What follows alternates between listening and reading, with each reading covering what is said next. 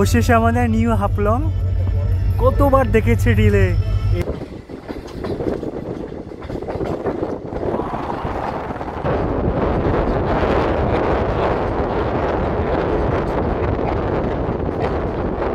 Double line ছিল, but এখন এই মুহূর্ত থেকে সিঙ্গেল লাইন শুরু হয়ে গেছে। আর এই অভিজ্ঞতা মারাত্মক, জীবনে প্রথম আসা এই লাইনে শুধুমাত্র ট্রেন জার্নিটার জন্য।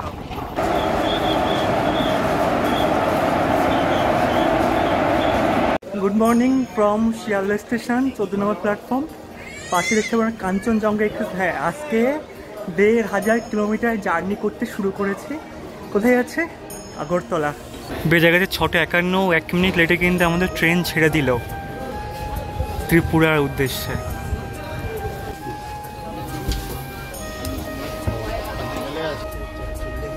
দেখো, দেখতে পাচ্ছ, এটা হলো কলকাতার কাঞ্চনজঙ্ঘা, ঠিক আছে?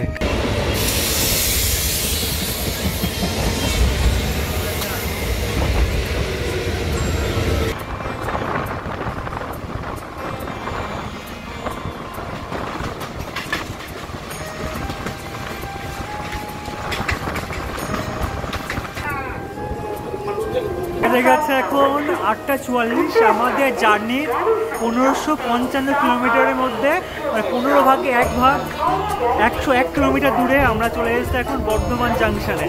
এখানে 5 মিনিটের হল্ট। মশলা চা, লেবু চা। দুঃখের বিষয়, এখানে আমরা ডাস্টবিন খুঁজে পেলাম না। হ্যাঁ, ডাস্টবিন খুঁজে পেলাম না। বাথরুমে যে হয়, এদিকে তোমাদের পড়ছে ইন্ডিয়ান স্টাইল। সাথে এরকম মিটারের অবস্থা খুব একটা বাজে। আর এদিকে যদি যাই, দুপাশে দুটোই তোমাদের পড়ছে ইন্ডিয়ান স্টাইল। সময়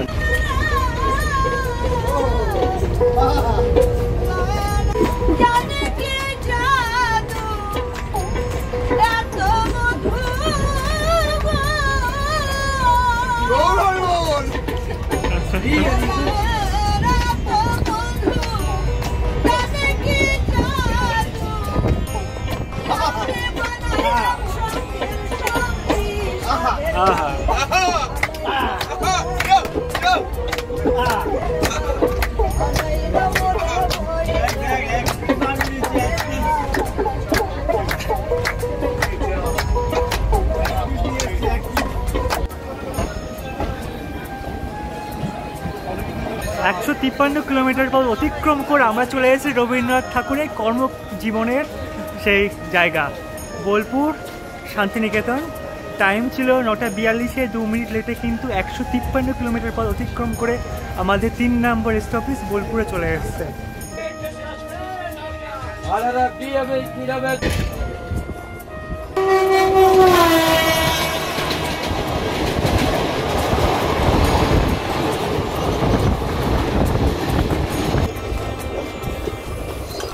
জয় মা তারা। 213 কিলোমিটার পথ অতিক্রম করে আমরা এসে গেছি রামপুরহাট জংশন।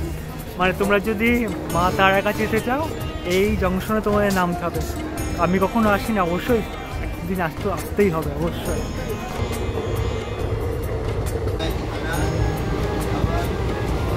ট্রেন পুরো ফাঁকা। এখন ঢুকছে আমাদের ট্রেন নিউ ফারাক্কা জংশনে। আর সেই বুঝতে পারছি সেই ফারাক্কা ব্যারেজ।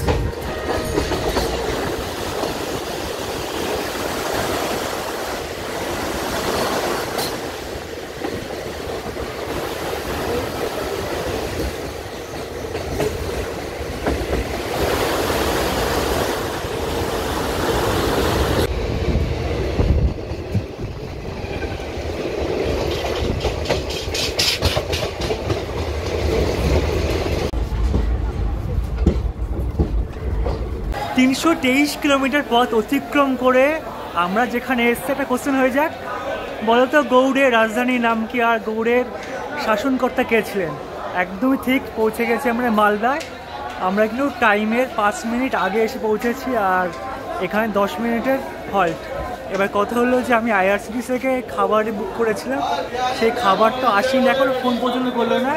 এখান থেকে খাবার নিতে হবে, নয়তো না খেয়ে থাকতে হবে। ডিম কত? ডিম 80 টাকা। পাঠে বদনাম করছিলাম, ওইখানে অর্ডার পর্যন্ত দিয়ে এসলাম, তারপর আমাকে ফোন করলো এই যে আমার খাবার এসে গেছে, জানি না কেমন খেতে, 117 টাকা নিয়েছে আর কি। চলো দেখা যাক কেমন খেতে লাগে। 117 টাকার খাবার। এটা হলো ছিল ডিলাক্স এক থালি সামথিং একটা কিছু, 200 ডিম, ভাত, এখানে রুটি দিয়েছে, এখানে এটা ভালো জিনিস লাগলো আমার, গাজর প্রিয়, ডাল আর সবজি। এই যে দেখতে পাচ্ছ এটা কিন্তু অমৃত ভারত ট্রেন, যেটা মালদা থেকে ছাড়ে। খুব সুন্দর দেখতে পাচ্ছ, দারুণ। একটু কমেন্ট করে দিও তো অমৃত ভারত ট্রেনটা মালদা থেকে কোথায় যায়। তোমার নাম क्या है? सोहन। कौन सा लेगा तू? सब लेगा। বাঙালি হয় আরেক জ্বালা, ভাত ঘুম না হলে ঠিক শরীরটা ঠিক ম্যাচ ম্যাচ লাগে। খাওয়া দাওয়া তো ভালো মতন হলো, 35 ঘন্টার মধ্যে 8 ঘন্টা জার্নিতে এমন ক্লান্ত লাগছে, এখন 30 ঘন্টা বাকি। একটু ঘুমাই যদি একটু সময় কেটে যায়, পরে কথা হচ্ছে।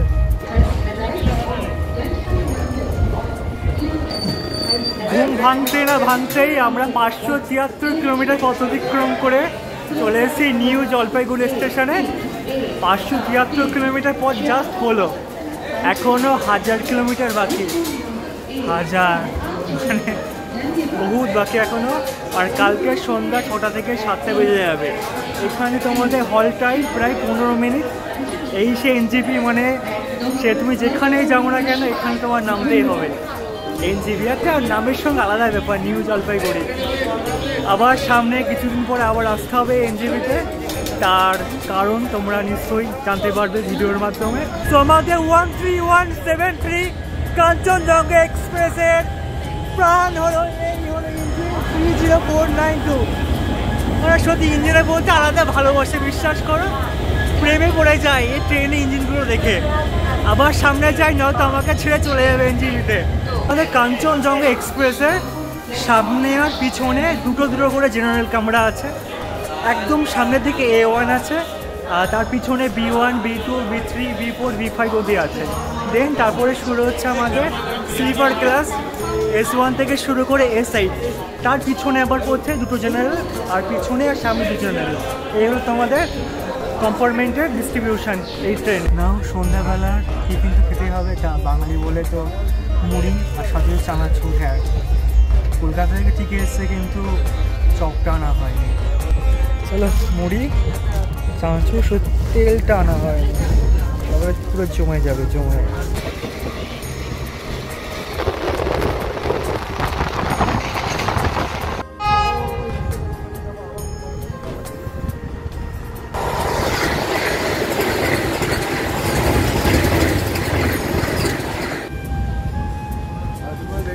নিউ কোচবিহার 40। কি নামে আছে? আকাশ। আকাশ, ঠিক আছে। 968 কিলোমিটার পথ অতিক্রম করে আমরা চলে এসেছি এখন নিউ কোচবিহারে। আর বাইরে বেরোনোর ইচ্ছা হচ্ছে না, খাবার এসে গেছে, খাবারটা খেয়ে নেবার। বাইরে যথেষ্ট ঠান্ডা, খেয়ে দেয় নেই। কেমন জেল, আমি এখন জেলে বলছি।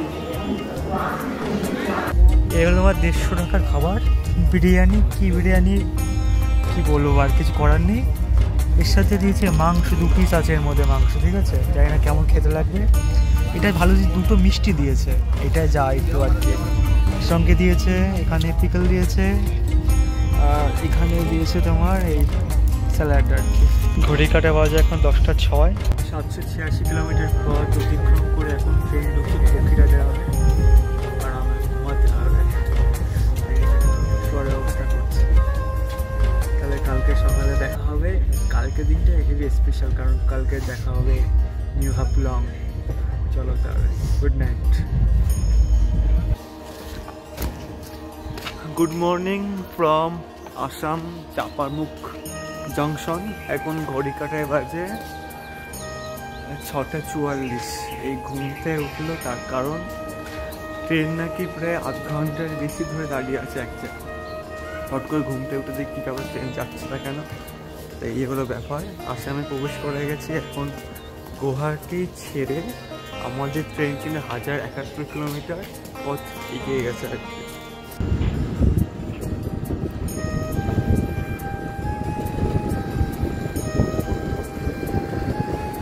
নদী, পাশ দিকে নদী বয়ে যাচ্ছে একটা, নদী যেমন মেঘছে ঠিক আমাদের ট্রেনও ঠিক তেমনই মেঘছে। প্রচুর লাগছে বলো।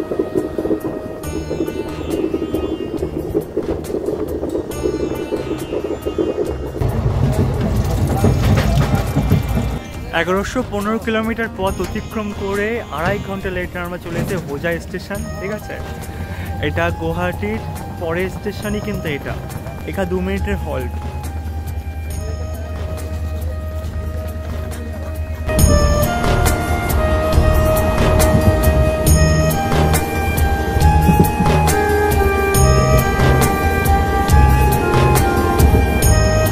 এখন টেম্পারেচার 14 ডিগ্রি। এই ঠান্ডার সময় গরম চা কিন্তু দারুণ লাগে।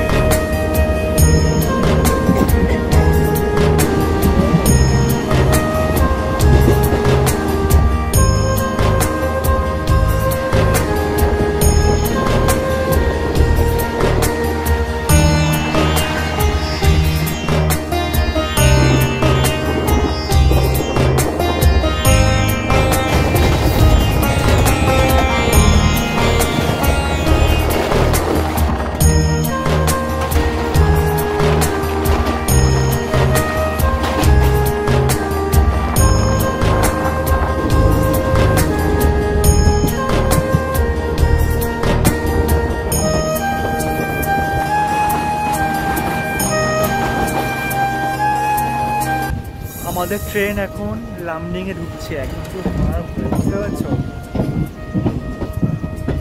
পুরো কার্ভ। এই লামডিং থেকে আমাদের কিন্তু ট্রেনের ডিরেকশন চেঞ্জ হয়ে যাবে। এখন যাচ্ছে আমরা সামনের দিকে, ওটা সামনে ইঞ্জিনের জন্য। এখন লামডিং এ প্রায় 15 মিনিটের হল থাকবে। সেই সময় পিছনে একটা ইঞ্জিন লাগানো হবে এবং সেই ইঞ্জিনের দ্বারা ডিরেকশন চেঞ্জ হয়ে পিছন দিকে যাবে। মজার ব্যাপার। চলো দেখাবো ইঞ্জিন চেঞ্জটা। লামডিং জংশন।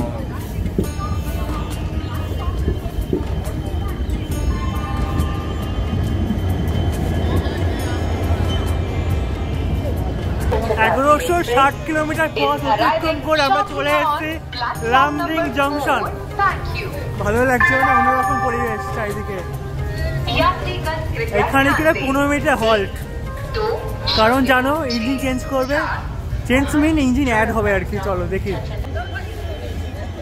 এগুলো আমার কাঞ্চনজঙ্ঘা ট্রেনের পিছন, আর আমাদের এখন নতুন ইঞ্জিন লাগানো হচ্ছে, আসছে।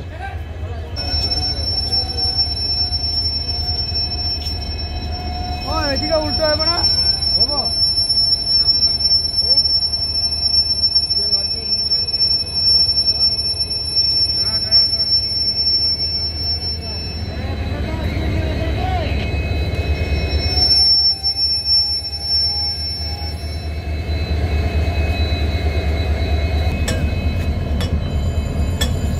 তো চলো, আমাদের ট্রেনে ইঞ্জিন লাগানো হয়ে গেছে।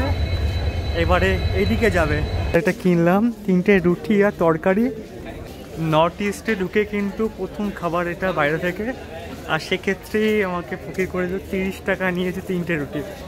বড্ড বেশি না, আমাদের কলকাতায় খুব বেশি হলে 12 টাকা নেবে 3টে রুটি। সেখানে গায়ে লাগছে, সত্যি গায়ে লাগছে।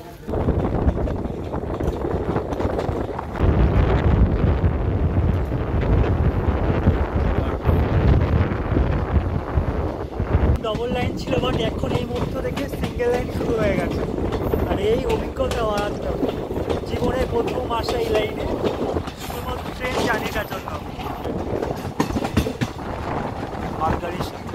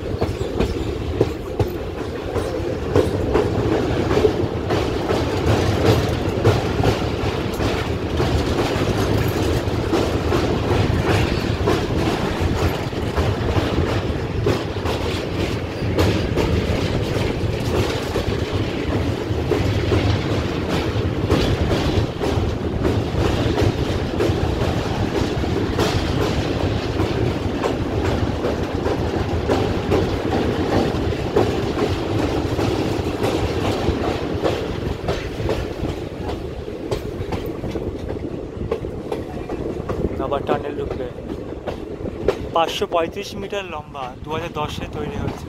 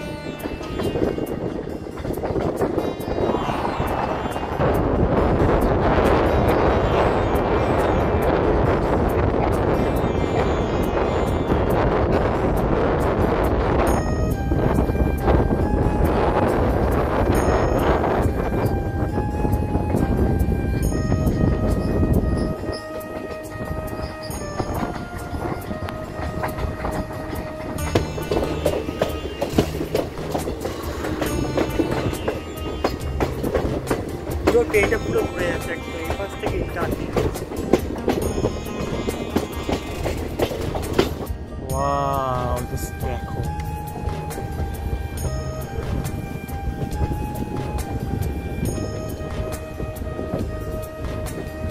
ওই যে আমরা ঘুরে ঘুরে ঘুরে কিন্তু ওই দিকে নামবো।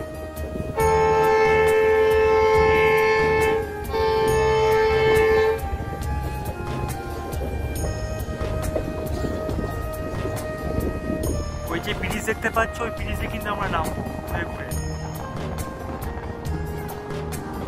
এরকম বাঘ কিন্তু আমি খুব কম দেখেছি, সেই লেভেল, সেই লেভেল।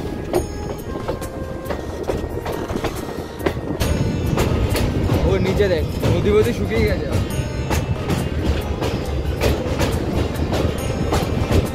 ও নদী শুকিয়ে গেছে।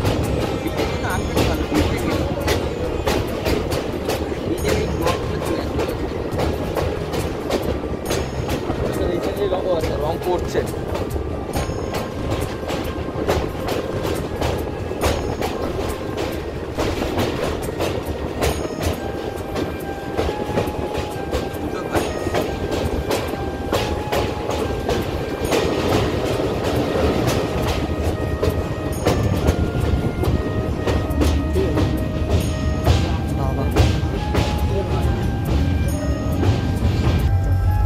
অবশেষে আমাদের নিউ হাফলং। কতবার দেখেছে রিলে এই স্টেশনটার কথা।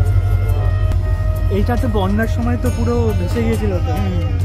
1258 কিলোমিটার পথ অতিক্রম করে আমরা এসে গেছি সেই বিখ্যাত নিউ হাফলং স্টেশনে। আমাদের ট্রেন কিন্তু প্রায় 2 ঘন্টা লেট চলছে। যাই হোক, অবশেষে সেই জায়গা। এখানে কিন্তু আমাদের 5 মিনিটের হল্ট।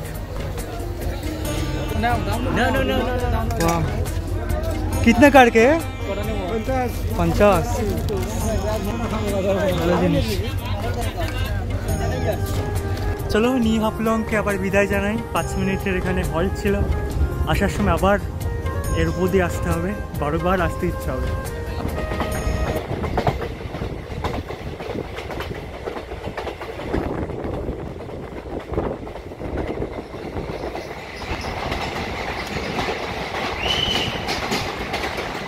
দেখো শুধু মারাত্মক।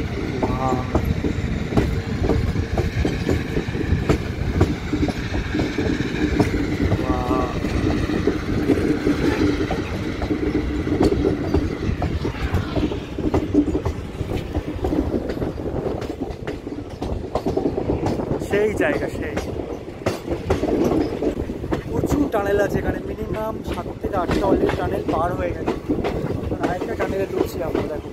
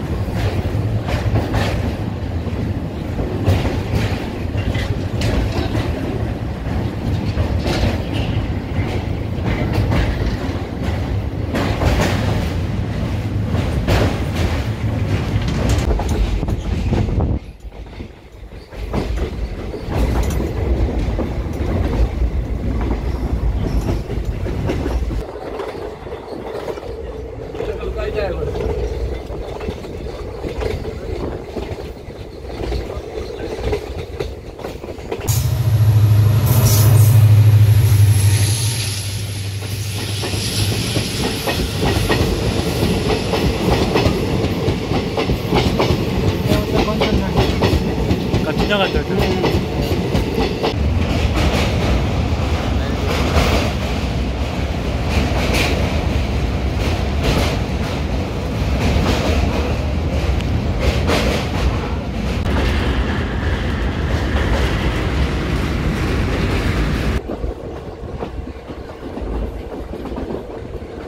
এক মাথা থেকে আরেক মাথা দেখা যাচ্ছে দুটো একসাথে।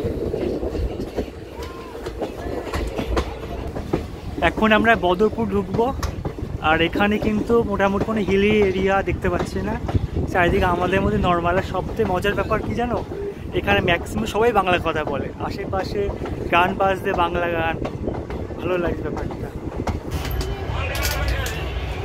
1329 কিলোমিটার পথ অতিক্রম করে 2 ঘন্টা লেটে আমরা চলে এসেছি এখন বদরপুর, ওই বদরপুর আর কি। যাই হোক, বদরপুর এসে খাবার দাবার খেতে হবে, কারণ বেজে গেছে অনেক, দুটো বেশি। এবার যা 60 টাকার যে খাবার এনেছে আমাদের দাদা, ঠিক আছে, সে রেগুলার যাতায়াত করে, তো আমাকে বললো হচ্ছে আমি নিয়ে আসতে 60 টাকার খাবার এত কিছু আছে। দেখো, এই হলো নাকি তোমাদের 60 টাকার খাবার। দুটো ভাত, এই ভাত তো একটা শেষ করতে পারবেন, দুটো ভাত দিয়েছে, একটা, দুটো, তিনটে, চারটে, 5টা, সাথে আবার দিয়েছে আলু ভাতে, মাত্র 60 টাকায়। ও মাই গড। 2 ঘন্টা 7 মিনিট লেটে আমাদের ট্রেন এসে পৌঁছেছে আমাদের করিমগঞ্জ জংশন, 2 মিনিটের হল্ট। আর সবচেয়ে বড় কথা, ওর পাশে একটা নদী আছে, নদীর পাশেই, মানে নদী হলো সীমানা ভারত আর বাংলাদেশে।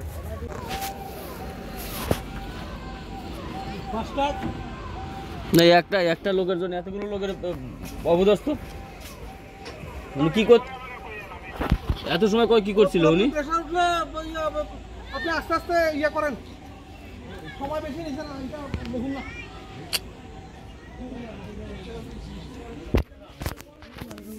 ব্যাপারটা হয়েছে যে চেইন কিনে দিয়েছে আর কি, ঠিক আছে।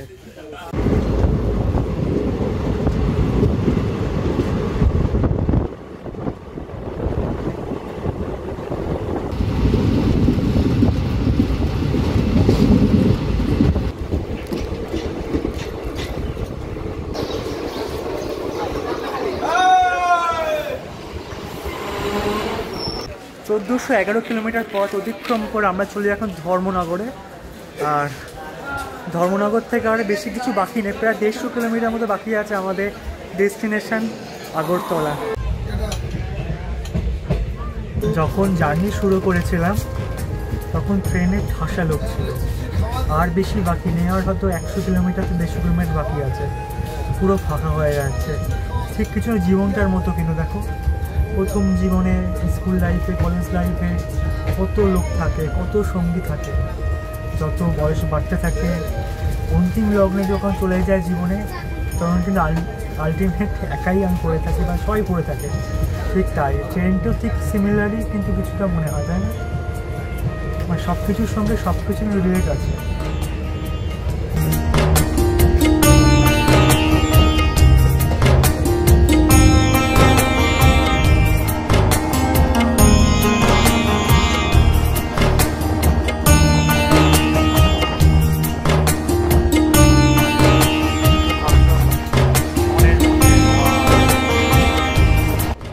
সকাল থেকে দুপুর, দুপুর থেকে রাত, রাত থেকে আবার সকাল, আবার দেখো সন্ধ্যার পর থেকে অরণ্যের মধ্যে সন্ধ্যা, আলাদা একটা থ্রিলিং ব্যাপার।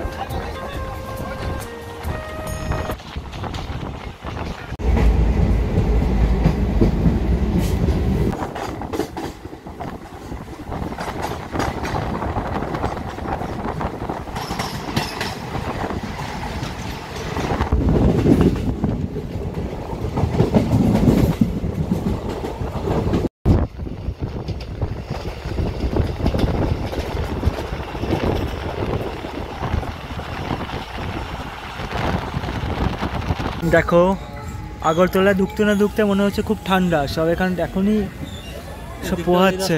সোজা আগরতলা গেছে এই রাস্তা, সোজা গোল মার্কেট বলে, এটা সোজা আগরতলা। বুঝলাম, এই রাস্তা কিন্তু সোজা আগরতলা চলে যাচ্ছে।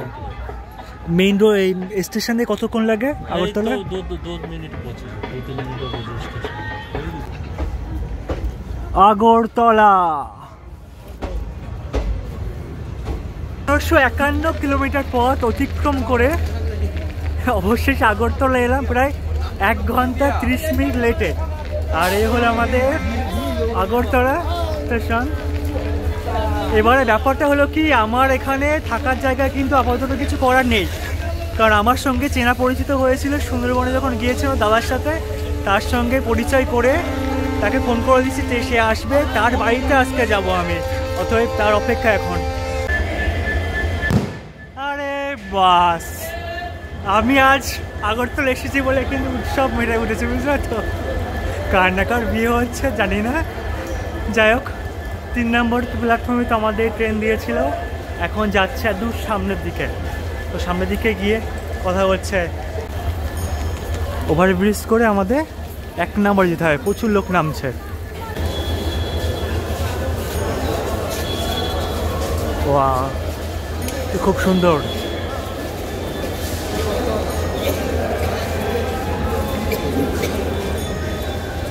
এই সেই ব্যক্তি, ঠিক আছে, যার কথা বলছিলাম। এ হলো তোমার আগরতলার সামনে পুরো ব্যাকগ্রাউন্ডটা, আগরতলা।